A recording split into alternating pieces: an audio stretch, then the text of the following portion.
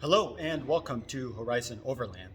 In today's video, I'm going to show you my latest build on another, I know, 9th generation Suburban.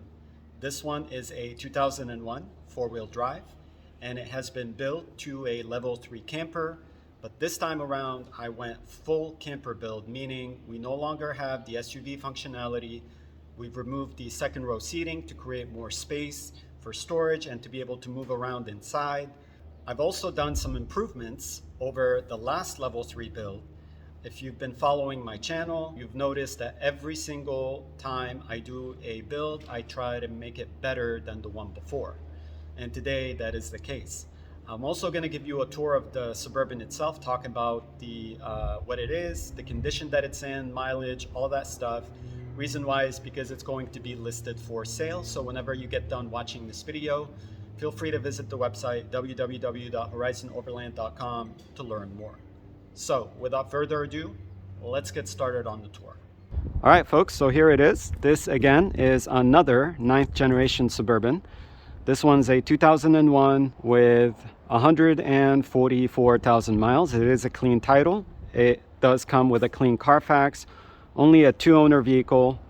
This Suburban is four-wheel drive, and the cool thing about this particular one is that it has rear lockers in the back. It's got the G80 automatic lockers, so it's a little bit more capable than your average four-wheel drive Suburban. This one's been kept up in really good shape. As you can see in the video, the body looks great, no accidents. This is the LT model, so it is fully loaded. It comes with a new set of tires. These are Bridgestone Dueler tires. I think these are highway rated tires. The ride quality is actually really good. You could see the body's in really good shape. This does come with the tow package. I've went ahead and installed a rear camera in the back. You could see the factory running boards, and then we also have a roof rack on the roof. These Suburbans, the 9th generations, are known for their reliability. Very common to see them with well over 200,000 miles. They have the small block Chevy V8, the 5.3 liter. It's a very good engine, very reliable. Parts are very easy to come by, inexpensive. Almost any mechanic can work on these. These engines are rated right around 280 horsepower, 320 foot-pounds of torque, and the fuel economy is right around 17 highway. It does come with a 33-gallon size tank. So that's pretty much the outside of this Suburban. Let's go ahead and move on to the interior to show you more of it. All right, moving to the interior, starting with the front. You could see this is, again, the fully loaded LT model, so it does have leather interior. The seats are power seats, and the leather is actually in really good shape. I think this might be the very first Suburban that I got with no rips in the leather. The passenger seat, you could see, also looks good. A little bit of wear on the passenger seat. It is a 20-year-old vehicle. It is to be expected, but otherwise in very good shape. There's also armrests for both passenger and driver seats. Let's go ahead and check out some of the features that it has. Power windows, door locks and mirrors, heated seats, memory package. We have automatic lights.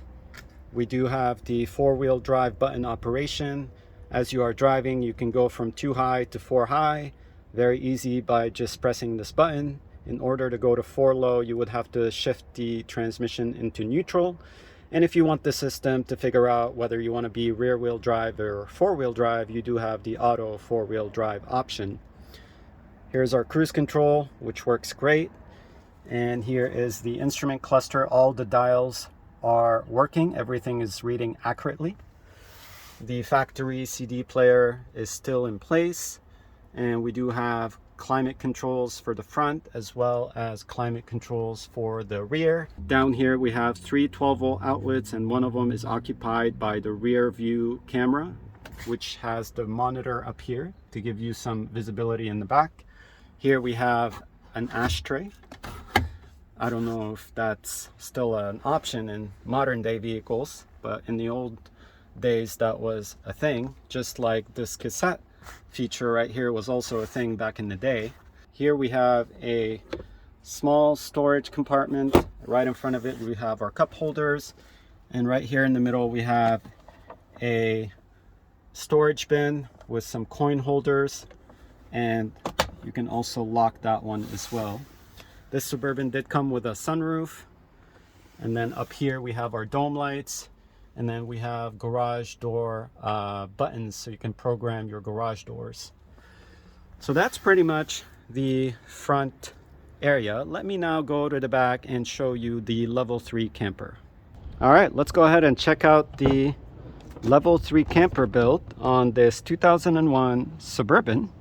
Like I stated in the intro, this level 3 build is a full-time camper build, which means that we no longer have SUV functionality. You could see the second row seating has been removed to create a much easier entry point. This is very easy to enter and exit now, and then also it gives you a lot of space to move around while you're inside, also to potentially use as storage. So this build, you could see right now it's set up as a one-person camper because we only have one mattress on one side, but this can become a two-person camper, and I will demonstrate it a little bit later. But for now, let me show you the one-person camper operation. I'm gonna go ahead and enter the vehicle, and you could see I just entered. It was very easy. And then up here we have the removable curtain rod with some curtains, so I'm going to go ahead and set that up to create some privacy, just like that. It's nice that we have little sleeves in the back of the driver and the passenger seat for the curtains to stow while they're not being used. But now you could see we completely partitioned the camper area from the driving area. Gives us a little bit of privacy. I do also have mesh sleeves that could be installed on the windows. These mesh sleeves, if you want some air to enter through the windows and you don't want the bugs to come in, these sleeves are really effective for accomplishing just that. This area right here, you could see, is where your feet will be when you're sitting on the edge of the bed. So I'm going to go ahead and move over to this side just to demonstrate. You can see I'm sitting on the edge of the bed. My feet are comfortable on the ground, plenty of space. We do have a little bit of carpeting, and then up here we have a counter. I showed this in my previous build. What this is a counter slash storage area. So now it functions as a storage area where you could put stuff up here and they won't be spilling over because we have some railings. But then if I flip this over, now it becomes a very nice and spacious counter. You could have your laptop up here. You could grab some food from the fridge and then place it up here. You could also remove these Reflectix insulation from the windows to enjoy the view if there's a really nice view. And then here is the sink. This is an automated sink. Right now you can't see the sink because I've actually made a custom topper to create even more surface area up here. This topper can easily be removed, and then by removing it we now have access to the sink. We have a nice stainless steel faucet that tilts down when you're not using it, which also helps when you're putting the topper on. And then when you're ready to wash your hands or do whatever you need to do, you can just go ahead, turn on the water, have some water, and it will drain down to the gray water container. I do have a little strainer that's preventing it from draining, but here we go. There you go. So that's your sink, very easy to access. This is both an indoor sink and then also an outdoor sink, and I'll show you the outdoor kitchen use in just a minute. Here we have our 40-quart fridge. Very easy to use. It's currently off, but it's plugged in, so we can just go ahead and turn it on. And then you could see we have lots of space inside. This is a light. The cool thing about this light is that I can move it. It's an LED light. It's currently, I have it in place using these factory hooks. Let me just go ahead and turn it on for you. There we go. Now we have plenty of lighting to show this area very well. This light is adjustable. You could adjust the brightness, like you could see right here. I could also toggle through different light settings. So very cool light. I can also move it all the way outside if I need to shine the outside area, or clip it anywhere else. Right now it's clipped right here. We have a huge kind of cubby shelf unit up here, and then right below we have openings to utilize the bins on the Suburban that it came with. Down here is where your jack is. If you remove this bin, you're able to gain access to the factory jack. So that's pretty much what a one-person camper would look like. Let me now go ahead and show you how this is going to transform into a two-person camper. All right, folks, before I go ahead and set this level 3 build as a two-person camper, I'd like to show you some more features that this level 3 comes with. For those of you who don't know what a level 3 is, it's basically bed and storage. We also have the side storage on the sides, and then we have the kitchen in the back, and lastly we have the solar and battery compartment.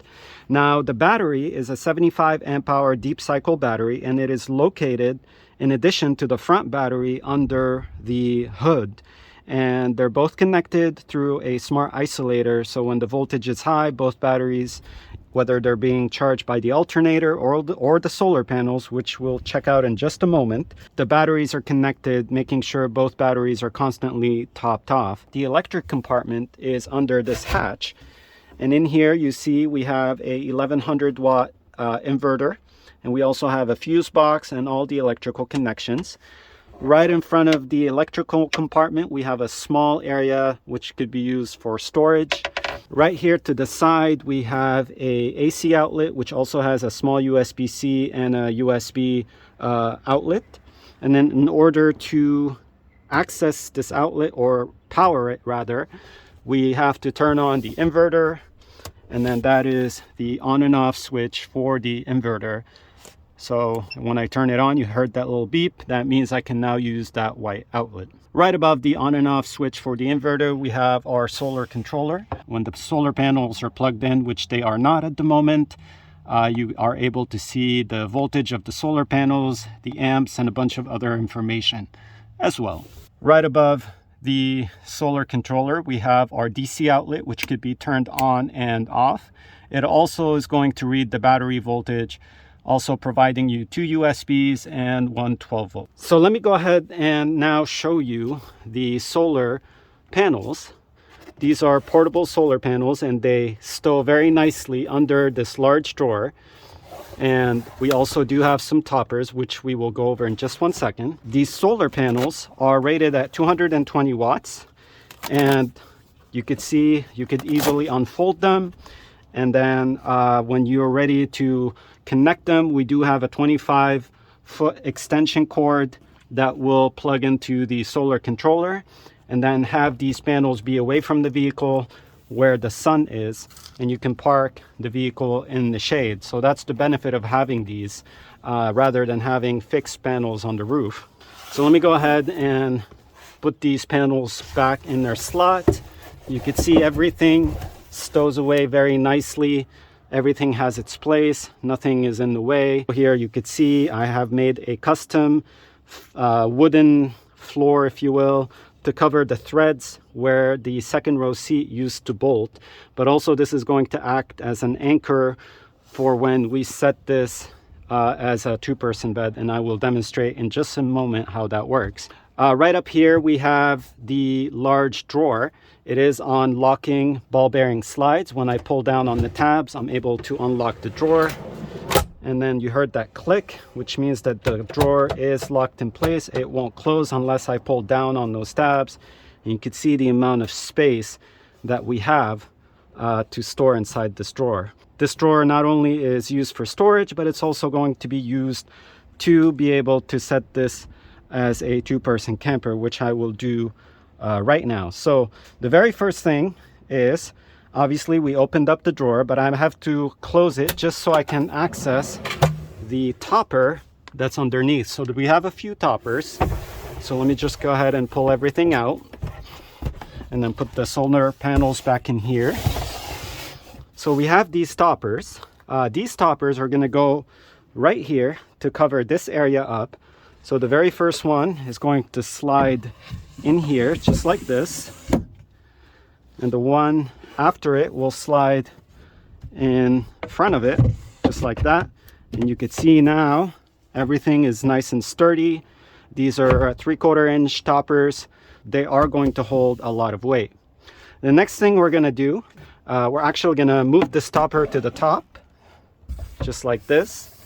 We're going to open this drawer all the way, and you heard it lock in place, which is great.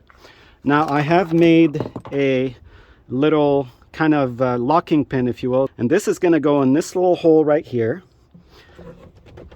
So just like this. So now we have this area very nice and sturdy. And then right here, I'm going to go ahead and lift this up. Last thing I'm going to do is I'm going to get the stopper and just slide it in place. And now we have a nice flat area for 2 people to sleep on. Let me go ahead and unfold the mattresses so you can see what that would look like. So we got 2 mattresses. One will go over on this side, just like this, and then this one will go right in front of it. It's currently upside down, so just like this.